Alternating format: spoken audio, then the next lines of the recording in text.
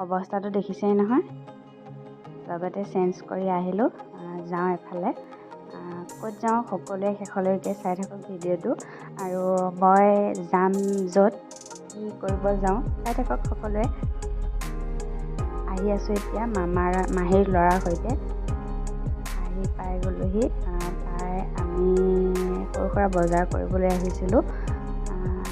ফ্ৰককেইটা কেনেকুৱা লাগিছে বাৰু? গিফ্ট এটাৰ কাৰণে কিনিম বুলি ভাবি আছোঁ। কাৰ কোনটো পচন্দ হৈছে আপোনালোকে মানে ক'বচোন সকলোৱে, কোনটো ভাল লাগিছে। আৰু মই নিজে যিটো পচন্দ কৰিলোঁ সেইটো দেখুৱাম আপোনালোকক সকলোকে।